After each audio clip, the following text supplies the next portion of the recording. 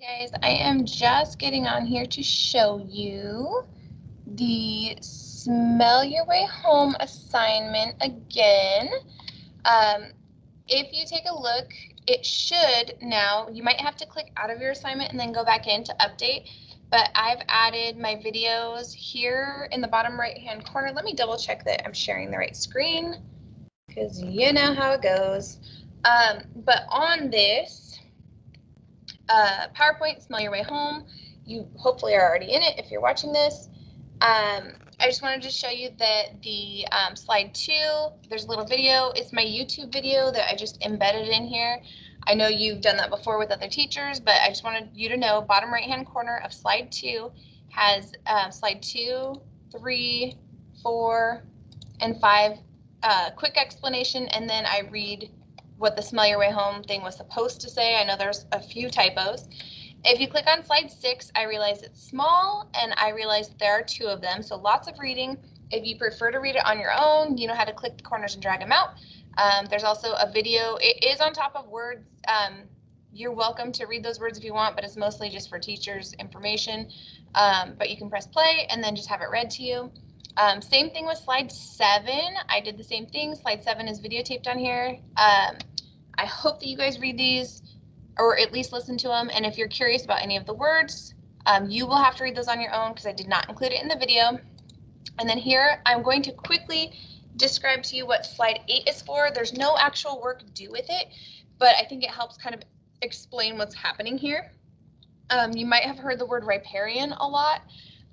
Basically, it's the ecosystem that is near the rivers area. So riparian, river. So if you look, there's forest, upland, there's the river floodplain, so where it floods near rivers. Tidal floodplain, this is an estuary. So if you notice, a river floodplain would be like freshwater flooding.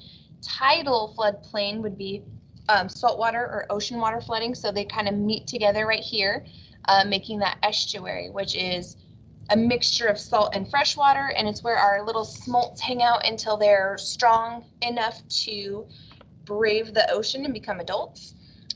So over here it talks about small headwater streams. So about 3/4 of all stream miles. It affects and provides water quality, gravel quality, woody debris. So it regulates the flow of sediment and stream power. So that's kind of up here. Usually, if you think about the mountains where it's snowy and the water trickles down, that's usually where that fresh water is coming from, here in that forest upland. Then it starts working its way down. And then you come to mid-sized tributaries. If you think mid, medium, middle, about 1/5 of all stream miles. So most of it is those small headwaters. A little bit of it is the mid-sized tributary, which provides most miles of the salmon habitat. So they don't do as well in the smaller areas, but do much better in the mid-sized. Spawning gravels and rearing pools, so where you see those pretty decent-sized river areas, that's probably where your salmon are spawning. And it has little rocky, pebbly gravel. Large woody debris source, so there it would be a forested area with plenty of trees. It needs cover or shade from predators. They need some type of place to hide and protect themselves. And it needs channel stability and shade. So this would not be an area where it's changing all the time, or there's lots of farming or people living nearby. This is usually, if you think like up in the forest, in the mountains, not at the very tip top, but where it's heavily treed and places like that. So then you have the floodplains, which is right about here. It provides current and future meandering streams, provides side channels and pools for salmon. So even though you think, oh, flood, not a good thing to have, it actually is beneficial for the salmon. You know, when they get tired of working really hard, swimming up and down the streams, it gives them a little break place. Basically where we released our salmon at Fulbright Park, it's something like that. It's a small tributary and a break from the big, difficult to swim through river. Let's see, and it provides side channels. Yep, so we did that. Here's just the river, less than 1/20th of all stream miles, so very small, but it is a salmon habitat, off-channel rearing and spawning areas. It can provide migrating corridors and rearing habitat. So this is basically where we released our salmon. It's a little river. It's an offshoot of that bigger river. That's where basically, even though it's not a huge portion of what the salmon use, it is an important one because that is where your salmon will deposit their eggs, build the redds, and hopefully provide a safe place for the babies, or their eggs. Sorry, I always say babies. Estuary, so that delta where the salmon, the salt and freshwater meet together, it is also a salmon habitat. It's where the children, so it says juvenile rearing, so where they're still young but they grow up. There are some predators that they interact with and more salmon prey because they're starting to eat smaller fish and things like that. Acclimation to salt water by fry or smolt, so this is where they're getting used to that salt water. This is really the first time they get a diverse food supply, which means they are able to eat more than just one or two things that show up in their river.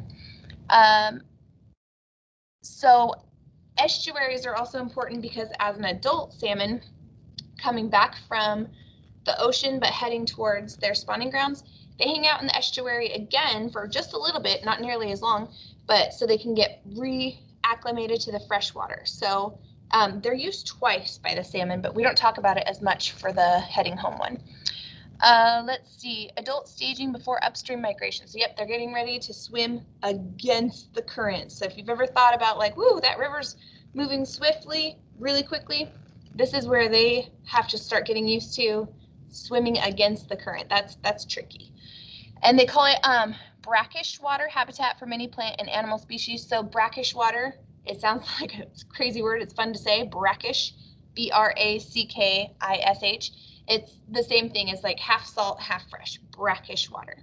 So there's marine shores, by the way. I didn't talk about that. This is from the ocean and estuary and delta over here. Right here, where they talk about the riparian area, it's talking about the coast basically of the river. There's trees, shrubs, and brush provide shade to keep the water cool. Predator roosts and nests and cavities, so places for predators to hide, which is important because they need to survive too. Nutrients that fall into the stream, so leaves, twigs, things that attract the insects, that's part of the riparian habitat. Cover and food for large and small wildlife, so food can be contained in these, and also protection. Roots, so those trees have roots. Those roots hold in, by preventing erosion, it holds in the embankment so it doesn't just drop back into the water. So it keeps the river clean and can also be another habitat. And then usually in these areas there is gravel that's necessary for salmon spawning. So they need to have those little rocks we talked about, and large woody debris that provides habitat and protection, and of course draws in more of those insects for them to eat. So again, there wasn't anything due with this slide, but this is going to help you a ton for talking about our next slide we'll just do right now. So